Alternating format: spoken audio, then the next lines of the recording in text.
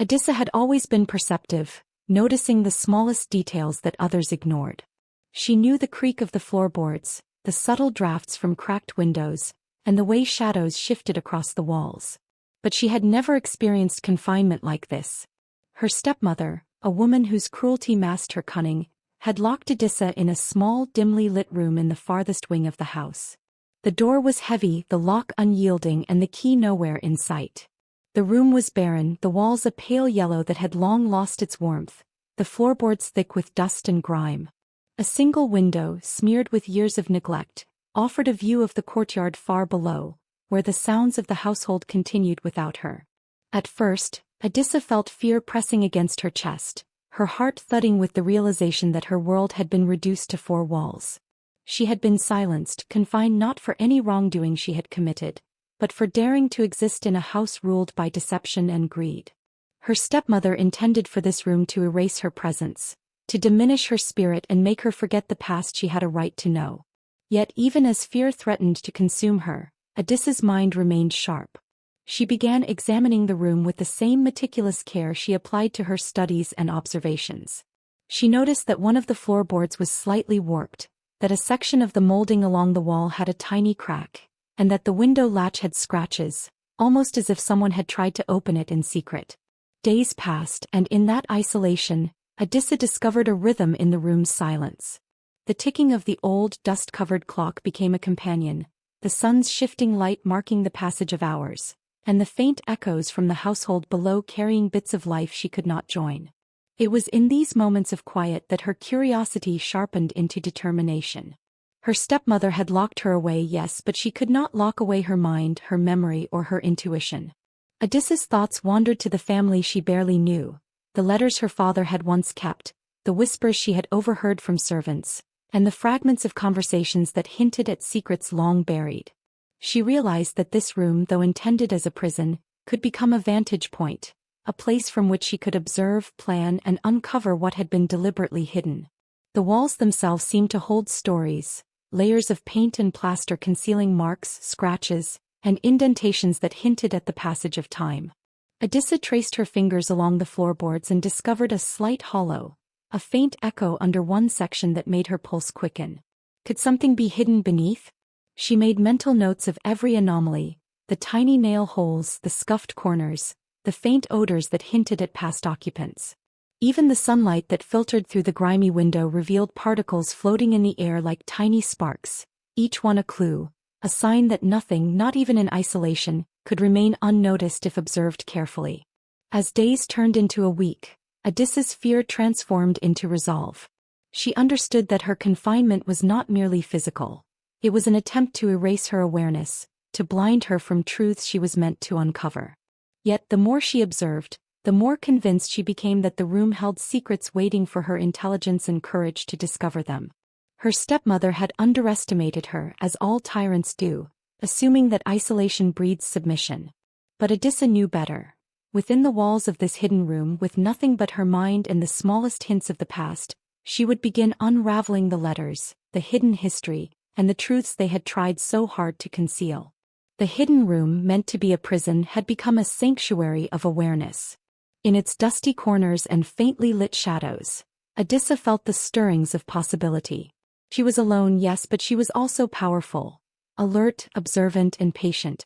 Every mark, every hollow, every tiny scrap of evidence was a thread she would follow, a step toward uncovering what her stepmother had tried to keep from her. In that room, Adissa realized she had not been locked away. She had been positioned to discover everything. Even as the days of confinement stretched on, Adissa's curiosity refused to be dulled. At first she had simply explored the room mechanically, tracing the cracks in the walls, examining the warped floorboards, and memorizing every imperfection in the paint and plaster. But soon a deeper sense of intrigue took hold. Something about the room felt deliberate, as though her stepmother had overlooked something in her efforts to suppress her. The very act of being locked away seemed almost symbolic, a challenge that Adissa felt compelled to meet with intelligence rather than fear. She began noticing subtle anomalies that would have escaped any ordinary eye. One corner of the room smelled faintly of old parchment, though there were no shelves or papers in sight. A small nail protruding from the wall seemed out of place, perfectly positioned to hold a weight long removed. The window latch, previously ignored, appeared worn in an unusual pattern, as if it had been used to open a hidden compartment. Even the floorboards underfoot had an inconsistent rhythm. Some sections echoed slightly when tapped, hinting at cavities or hollows beneath. These small clues, so easily dismissed by someone overwhelmed by fear, sparked a thrill in Odessa. Each anomaly was a whisper from the past, a silent invitation to explore, to question, and to seek the truth hidden in plain sight. Her stepmother, she realized, had never expected her to notice these details. In attempting to confine her, she had unwittingly provided the perfect conditions for discovery. The room's very emptiness drew attention to what might be concealed. The dust-covered corners, long neglected, were like a canvas for a sharp mind. Odysseus' imagination began to work in tandem with her observation. Perhaps behind that warped floorboard lay letters or documents. Perhaps the scratch marks on the walls were a code. Perhaps the hollow echoes held clues to compartments long forgotten. At night, when the household slept and silence enveloped the room, Odessa allowed her mind to wander. She reconstructed fragments of conversations she had overheard. Servants whispering about her stepmother's schemes, her father muttering in private about family obligations, and the occasional mention of hidden letters or artifacts. These memories, once seemingly random, now formed a network of possibilities that she could explore once she located the hidden truths. Each night, her imagination and reasoning sharpened, teaching her patience, attention to detail, and the art of connecting disparate threads into a coherent understanding. Her curiosity soon became an act of rebellion, a quiet defiance against her stepmother's cruelty. The more she explored, the more she realized that the confinement was not just physical. It was intended to keep her mind passive, to prevent her from noticing what had been deliberately hidden. But Odessa refused to be passive. Her keen observation, coupled with an insatiable desire for truth, transformed the room from a prison into a laboratory of discovery. Every crack, scratch, and hollow became a clue, a puzzle piece in the larger mystery her stepmother had tried to bury. By the end of the week, Odessa had mapped the room mentally, memorizing each irregularity and imagining what could lie beneath or behind. Her stepmother's plan to isolate her had failed in a way she could not have anticipated. Instead of breaking her spirit, the confinement had awakened a sharpness, a forbidden curiosity that now burned with purpose. Odessa knew that the room held secrets, and she was determined to uncover them. The knowledge was there, waiting, and her mind was finally ready to grasp it. Odessa's relentless curiosity finally led her to a breakthrough. One afternoon, as the sun filtered weakly through the grimy window, she crouched beside the section of floorboards that echoed differently when tapped. Her fingers traced the edges of the boards, and she noticed a faint seam running along the grain. Heart pounding, she lifted it with careful patience, as if the slightest noise might betray her discovery. Beneath, she found a small, dust-laden compartment, just large enough to hold folded papers. Her breath caught. She had suspected something hidden, but the reality of finding it thrilled her beyond words. Inside the compartment lay a stack of letters, tied together with a frayed ribbon that had faded to a soft brown. The scent of old ink and parchment rose to her nose, mingling with the musty air of the attic. She carefully untied the bundle, revealing letters written in elegant, deliberate handwriting, letters she immediately sensed were meant to be kept secret. As she read the first few lines, a chill ran down her spine. The words spoke of betrayals, of favors granted and debts owed, of decisions made in shadow that had shaped the family's fortunes. It became quickly clear that these letters were more than mere correspondence. They were a hidden record of choices and actions her stepmother had tried to erase from memory. Each letter seemed to pulse with significance. One revealed an agreement made decades ago between her stepmother and a distant relative, a pact that had granted control over certain family assets in exchange for silence and obedience. Another spoke of warnings given to her father about threats to the family's reputation, with instructions on how to conceal truths that could destabilize their standing in the village. Odessa realized that these letters were the backbone of her family's secrets, a network of deception deliberately constructed to keep her and others in ignorance. Every folded corner, every carefully penned word, whispered a story her stepmother had hoped she would never uncover. As she continued reading, a pattern emerged. The letters hinted at wrongs committed not only against family members but also against villagers who had trusted them. She understood with growing horror and clarity that her confinement was not just a matter of cruelty, it was a measure to protect these secrets from exposure. Her stepmother's calculations had assumed that fear and isolation would ensure silence, but Edissa's intellect and determination had made her unstoppable. Each revelation deepened her understanding of why she had been locked away, why she had been forced into quiet obedience, and why the room itself had been carefully chosen as her prison. Yet, alongside the weight of the secrets, there was a spark of empowerment. Edissa understood that the letters, though hidden, were meant to be discovered by someone with the courage to face them. She felt the magnitude of responsibility settling on her shoulders. Knowledge without action was useless. The truth needed to be shared, the injustices corrected, and the hidden history acknowledged. For the first time since her imprisonment began, she felt a sense of control, a quiet triumph over the forces that had tried to erase her. Hours passed as she read each letter with care, committing their contents to memory and noting the connections between them.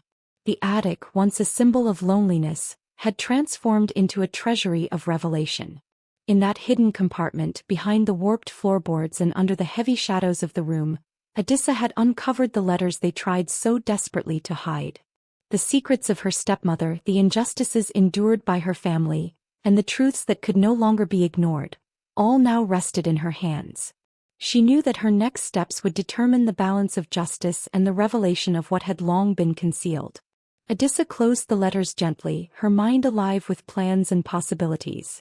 Though the room remained dim and confining, she no longer felt trapped. The letters had given her power, knowledge, and purpose. She was ready to uncover the full story, confront the past, and ensure that the truths they tried to hide would finally see the light. Edissa spent the following days meticulously studying the letters, cross-referencing names, dates, and events. Each sentence unraveled a web of secrets that had long been buried beneath layers of deception and fear. What she had first assumed were isolated acts of cruelty now revealed themselves as a calculated pattern. Her stepmother's manipulation was far deeper and more extensive than she had ever imagined. Every detail in the letters was a thread, and Edissa could see how they wove together into a tapestry of control, betrayal, and concealment. The most shocking revelation was the extent to which her stepmother had influenced the family's public image. While everyone believed her to be a strict but ordinary matriarch, the letters exposed schemes to suppress certain family members, redirect inheritances, and manipulate alliances in the village. Edissa realized that the confinement she endured was not mere punishment for defiance. It was a method to maintain this carefully constructed illusion. By isolating her, her stepmother had ensured that she would remain unaware of these truths, preventing her from questioning or challenging the hierarchy that had been artificially maintained for decades. As she read further, Edissa discovered accounts of injustices inflicted on distant relatives, neighbors, and even servants, all documented in chillingly precise detail. There were records of promises broken, assets stolen, and secrets silenced through intimidation or coercion. The letters painted a vivid picture of a family whose public face was benevolent, but whose private actions were riddled with corruption and hidden cruelty. Each revelation strengthened Edissa's resolve. The anger and hurt she initially felt transformed into clarity and purpose. She now understood the full scope of what had been hidden from her, and why she had been deliberately kept in the shadows. Among the letters there were also hints of resistance, courageous acts by those who had once questioned or challenged her stepmother's authority. These accounts inspired Edissa, showing her that exposing the truth was not only possible but necessary. The letters contained strategies, warnings, and advice from ancestors and elders who had attempted to safeguard the family's integrity. It became evident that the knowledge she now held was more than information. It was a tool, a weapon, and a responsibility. Edissa realized that she had been chosen by circumstance or fate to bring these hidden truths to light. As she pieced together the puzzle, the letters revealed the interconnectedness of past and present. Every decision her stepmother had made, every act of suppression, was connected to a larger narrative of power and fear. Edissa understood that revealing these truths would shake the foundation of the household, challenge loyalties, and force accountability. Yet she also recognized the necessity of patience and strategy. She could not act impulsively. The letters taught her that wisdom, observation, and courage were the keys to righting the wrongs that had festered for years. By the end of her study, Adissa's perspective had transformed completely. She no longer saw herself as a victim confined to a room. She saw herself as a guardian of truth, entrusted with the secrets that her stepmother had tried so desperately to bury. The hidden letters had unearthed not only the family's hidden sins but also a path forward, one that could restore justice, honor, and clarity. With the letters carefully gathered and memorized, Adissa took a deep breath, feeling the weight of responsibility settle on her shoulders. The room, once a prison, now felt like a chamber of revelation. She was ready to confront the past, challenge the lies, and ensure that the truth, long hidden and suppressed, would finally emerge from the shadows. Adissa spent the next few days carefully formulating her strategy. She understood that rushing into confrontation could backfire, that exposing her stepmother recklessly might provoke denial, anger, or even retaliation. The letters had given her knowledge, but knowledge alone was not enough. She needed precision, timing, and subtlety. Every step had to be calculated to ensure the truth would be undeniable and irreversible. She began by cataloging the letters, organizing them according to the severity of the secrets they revealed and the individuals involved. Each document was carefully cross-referenced with people who had first-hand knowledge or could confirm the events described. Adissa knew that presenting evidence without corroboration could leave her vulnerable to accusations of deceit or madness. By lining up proof and witnesses in her mind, she was constructing an unshakable foundation for her revelation. Next, she observed her stepmother, noting routines, habits, and vulnerabilities. Adissa realized that the power her stepmother wielded came from intimidation and secrecy. If the letters were to have the maximum impact, she would need to exploit the very mechanisms her stepmother relied upon: control of information, fear of public exposure, and the assumption that no one would dare challenge her authority. Timing would be crucial. She needed the household gathered, the villagers present, or both, so that there would be no opportunity for the truth to be suppressed. Adissa also anticipated resistance from other family members who had been complicit or silent for years. She knew that some might attempt to discredit her, defend her stepmother, or deflect attention from their own roles in the hidden misdeeds. To counter this, she rehearsed her presentation, choosing her words carefully to remain calm, authoritative, and factual. She would reveal the letters one by one, allowing each truth to emerge gradually, so that even the most skeptical listener could see the weight of evidence against deception. Meanwhile, she prepared for the emotional impact. Some truths were painful, not only for those who had perpetrated them but also for innocent parties affected over the years. Adissa understood that part of her responsibility was to manage the consequences with fairness and empathy. She planned to emphasize accountability without vengeance, justice without cruelty, so that the household could begin to heal rather than fracture irreparably. Finally, Adissa fortified herself mentally and spiritually. She revisited the whispers that had guided her, the letters that had revealed the hidden history, and the quiet strength that had carried her through confinement. She felt the presence of ancestors and the weight of generations who had been silenced, and this gave her courage. She was no longer merely a girl locked away in a room. She was the bearer of truth, ready to confront lies with clarity, courage, and wisdom. With the plan laid out in her mind, every contingency considered and every step calculated, Adissa felt a surge of determination. The moment to act was near. She would not be intimidated, she would not be silenced, and she would ensure that the hidden letters, once trapped in shadows, would finally speak aloud. The path to revelation was set, and she was ready to walk it with unwavering resolve. Adissa knew that timing was everything. She chose the evening when the household and extended family would be present in the main hall, a night that had been designated for the weekly family gathering. The hall, usually filled with laughter and chatter, felt unusually heavy that evening, as though the walls themselves sensed the weight of what was about to unfold. She carried the hidden letters carefully, tucked beneath her shawl, each one a testament to the secrets that had been kept from her, and from everyone else. As the gathering began, Adissa positioned herself in the center of the room. She took a deep breath, feeling her heart race, yet a calm determination settled over her. Her stepmother sat at the head of the gathering, poised and unshaken, confident that her long-held control would remain unchallenged. But tonight everything would change. Adissa's gaze swept over the family members, friends, and neighbors who had quietly assembled. Some were curious, some skeptical, and a few already sensed tension in the air. Adissa began speaking softly at first, recounting small verifiable events from the letters. Minor acts of deception, subtle betrayals that no one could deny. Her voice, steady and clear, drew attention, and as she revealed each small truth, whispers rippled through the hall. Eyes widened, heads turned, and murmurs began to rise, but Adissa did not waver. She had rehearsed this carefully. Each revelation was calculated to build the case methodically, so that doubt would have no foothold. As the evening progressed, she gradually unveiled more significant truths. She presented evidence of manipulations, hidden promises broken, and acts of cruelty meticulously documented in the letters. Adissa read aloud passages that described how her stepmother had orchestrated events to maintain power, isolate her, and suppress knowledge. The air in the hall grew thick with tension as disbelief turned to shock. Family members who had once ignored injustices were forced to confront them directly. Neighbors and elders began to react, some murmuring in disbelief, others nodding as recognition dawned. Adissa watched carefully, noting reactions, ensuring that no one could misrepresent her revelations. The letters were not accusations born of anger. They were records of reality, undeniable and precise. Each word carried the weight of truth, and slowly the power dynamic in the room began to shift.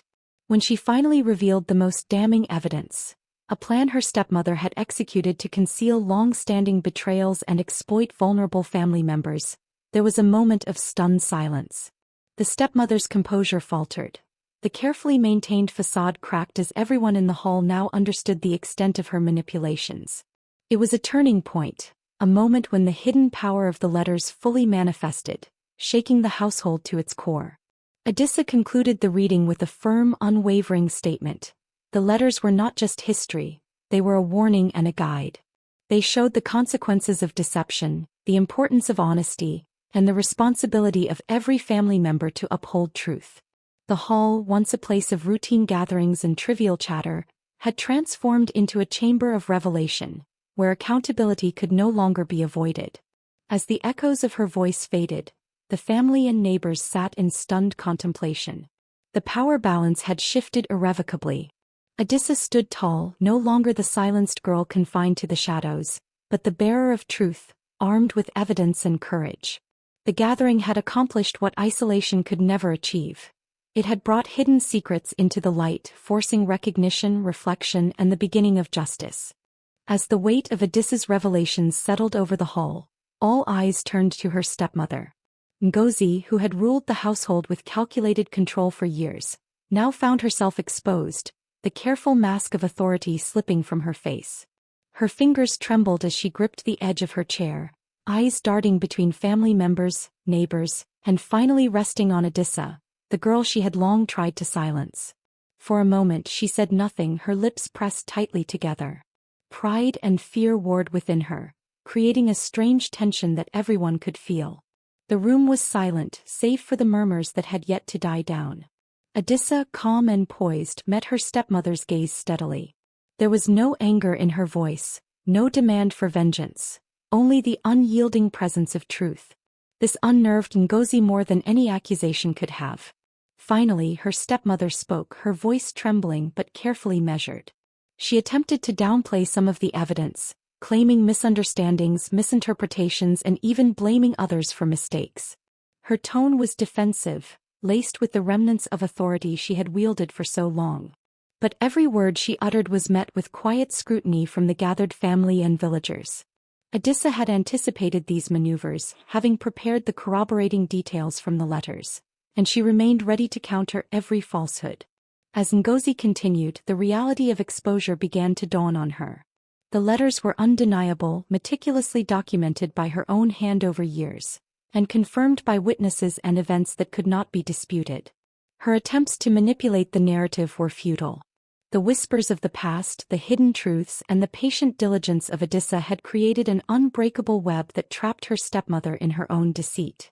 Emotion overtook her carefully maintained composure. Ngozi's shoulders sagged and tears welled in her eyes as she realized that control was no longer hers.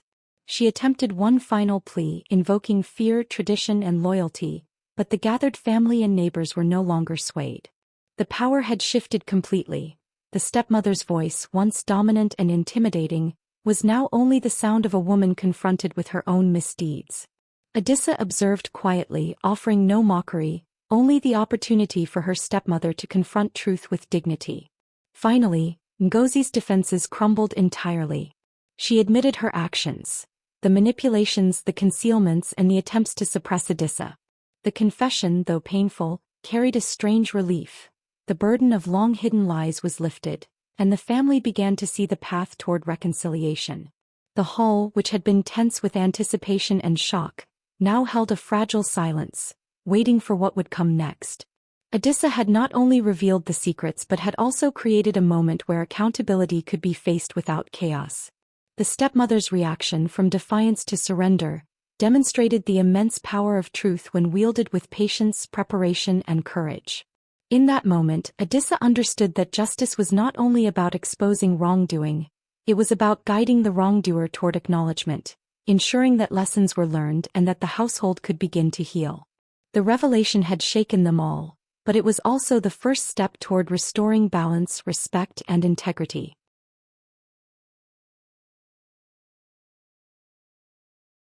Once her stepmother's confession had settled, a subtle shift began to occur within the household. The tension that had gripped the family for years slowly started to loosen, replaced by a cautious sense of relief. Adissa could feel it, the unspoken acknowledgement that the truth had been delivered and that the next step was not revenge, but understanding and reconciliation. She began by addressing her siblings and other family members present. Carefully, she recounted what had been revealed, emphasizing not only the wrongdoing but also the importance of accountability, learning, and moving forward. Her tone was firm yet compassionate, ensuring that no one felt blamed for what they had not been a part of, but that everyone understood the consequences of silence and complicity. The letters had exposed deception, but Adissa knew that restoration would require more than exposure. It would require collective effort and willingness to embrace change. Her stepmother, still trembling from the weight of her confession, listened intently. For the first time in years she seemed small, vulnerable, and human, no longer the imposing figure who had orchestrated fear and control. Adissa allowed her stepmother to speak, to apologize, and to offer explanations where needed.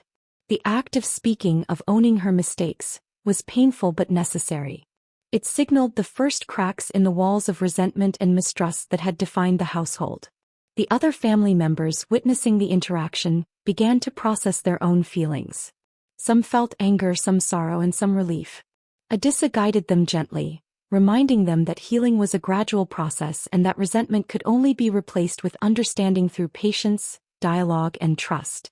She encouraged small steps, acknowledgement of mistakes, expressions of forgiveness, and deliberate acts of kindness to rebuild bonds that had been weakened by years of concealment and fear.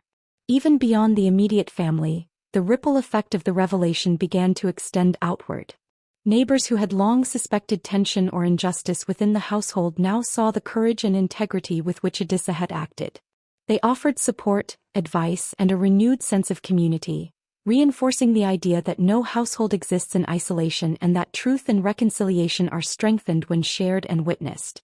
Adissa also spent time reflecting privately, acknowledging the emotional toll the events had taken on her. She had faced fear, isolation, and the threat of dismissal, yet she had remained steadfast. This inner reckoning was just as important as the external healing. It reminded her of her own resilience and the importance of trusting her instincts, wisdom, and moral compass. Slowly, the atmosphere in the house transformed. Laughter began to return, small gestures of care were exchanged, and conversations once stifled by fear became open and sincere. Walls that had felt confining now seemed porous, able to transmit understanding, empathy, and hope. The letters that had been hidden away, once symbols of secrecy and pain, had now become instruments of restoration and clarity. By the end of the evening, a quiet sense of peace settled over the household. While the past could not be erased, the present had been reclaimed through honesty and courage. Adissa had not only uncovered the truth but had also nurtured the first seeds of healing, showing that strength lies not in punishment but in the willingness to confront wrongdoing with wisdom, patience, and compassion. In the weeks following the revelation and the beginning of healing, the household underwent a transformation that no one could have predicted. The walls that had once seemed heavy with secrecy and fear now seemed lighter, carrying a sense of openness and possibility. Adissa observed the changes closely, noting how subtle shifts in behavior and attitude began to ripple through each family member. Her stepmother, Ngozi, who had once wielded authority with fear, now approached daily life with humility and a willingness to participate in rebuilding trust. She no longer dictated or dismissed, but instead sought guidance, listening attentively and taking small steps to repair the relationships she had strained. The gestures were simple: a smile in passing, a shared meal, a conversation without underlying tension, but they were profoundly symbolic. Each act demonstrated that even those who had erred could choose a new path when truth and accountability were embraced. The siblings, previously passive observers or quiet supporters of their mother's dominance, began to assert themselves differently. They spoke openly about their feelings, offered apologies for their own complicity, and extended gestures of kindness and cooperation. Family meals became communal spaces for dialogue rather than arenas of silent competition. Even the younger children, who had long sensed the tension without fully understanding it, began to play and interact freely, their laughter filling the halls once more. Adissa herself experienced a profound shift. She no longer felt like the silenced observer in the shadows.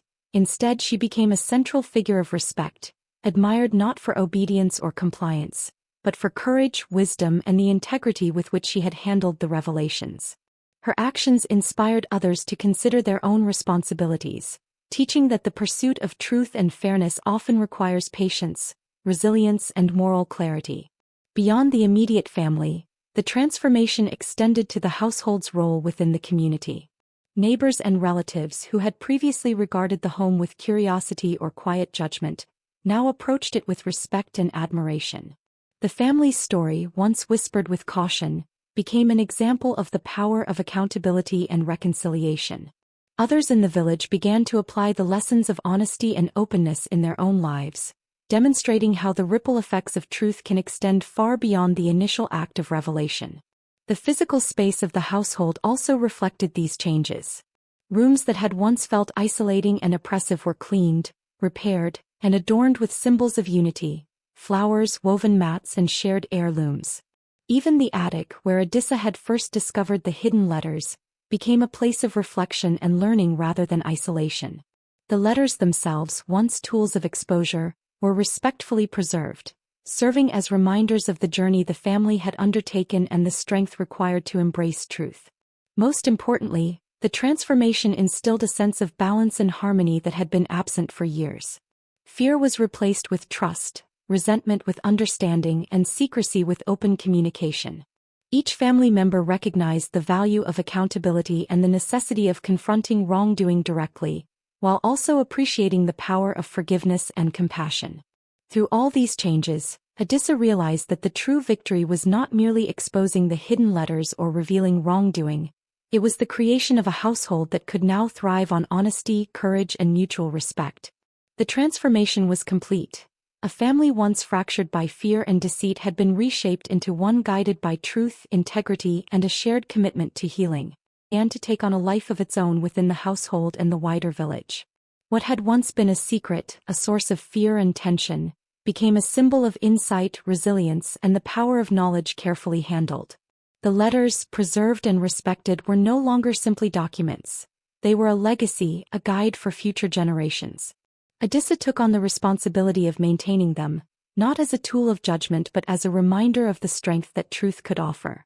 She explained their history to her siblings and younger family members, teaching them the lessons embedded within each carefully written word: vigilance against deception, the importance of integrity, and the courage to confront wrongdoing even when it is uncomfortable. The letters served as living reminders that history, though sometimes painful, could inform a better future when treated with honesty and respect. Her stepmother, Ngozi, embraced her role in this legacy as well. She became a mentor to the younger women in the household, speaking candidly about her mistakes and demonstrating how acknowledgement of wrongdoing could lead to personal growth and reconciliation. Her humility, once a difficult mask to wear, now became a source of guidance. In this way, the letters did more than preserve the past. They shaped behavior and character, teaching that accountability is not punishment but a path toward maturity and understanding. The household itself transformed into a place where curiosity and observation were encouraged. Children learned to ask questions, seek answers, and understand the value of uncovering hidden truths without malice. Elders used the letters to teach about fairness, responsibility, and the consequences of secrecy, creating a culture that celebrated wisdom over fear. Odysseus' discovery and the subsequent family transformation became an example of how knowledge could empower rather than destroy. Beyond the home, the letters began to influence the community. Neighbors and villagers heard of the household's journey from secrecy to openness, from fear to reconciliation. The story of the letters and the courage required to confront hidden truths spread through the village, inspiring others to examine their own lives and relationships. People began to recognize that the truths they might avoid could, when addressed wisely, lead to stronger bonds and healthier communities. Over time, the letters were carefully catalogued, with the family deciding that they should be accessible to those who sought understanding, not revenge. Special gatherings were held where elders and young members alike would read passages aloud, reflect on their meaning, and discuss how the lessons applied to the present day. Each reading reinforced the idea that vigilance, courage, and moral clarity were essential in navigating the complexities of life. Odysseia herself grew into a figure of quiet authority and respect. She was often sought out for guidance not because of fear, but because of her wisdom, insight, and the compassion with which she applied the lessons of the letters. Her name became synonymous with courage, integrity, and the power of careful observation. The household flourished under her influence, maintaining the balance between accountability and forgiveness, history and progress, secrecy and revelation. Even years later, as she looked upon the letters, Odysseia understood that their true power lay not in the scandals they revealed, but in the transformation they enabled.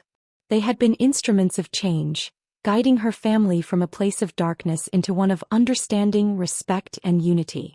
The legacy of the letters endured, reminding everyone that truth, when embraced wisely and courageously, could shape generations, strengthen families, and create a foundation upon which honesty and justice could thrive. With the legacy of the letters firmly established, the family began a new chapter of unity and reconciliation. The tension that had long defined their relationships slowly eased, replaced by mutual understanding, respect, and a willingness to communicate openly. Odysseia, having guided them through the revelations and early healing, now focused on nurturing these changes so they would endure. Conversations that had once been fraught with accusation or fear became opportunities for sharing and reflection. Family members discussed their feelings about past mistakes, offering apologies and acknowledging the impact of actions both large and small. Odysseia encouraged them to speak honestly yet kindly, reminding them that reconciliation was not about erasing the past but about learning from it and choosing to move forward with integrity. Ngozi, once consumed by guilt, embraced her role as both a mentor and a partner in this transformation. She openly admitted her past errors to her children and stepchildren, not seeking to justify her actions but to demonstrate accountability. Her sincerity fostered trust, allowing the family to rebuild relationships that had been damaged over years of secrecy and fear. She also encouraged her children to look beyond blame, understanding that mistakes could be corrected and relationships restored when met with courage and honesty. The siblings, who had previously been complicit in silence or passive observers, began actively participating in the household's renewal. They worked together to create shared routines and traditions that strengthened bonds rather than highlighting divisions. Shared meals, cooperative chores, and communal celebrations became regular practices, reinforcing the sense of unity. Each small gesture of collaboration and support symbolized the family's commitment to a new way of living, one guided by mutual respect and understanding. Odyssea's leadership, rooted in her discovery of the letters and her unwavering courage, became the cornerstone of this reconciliation.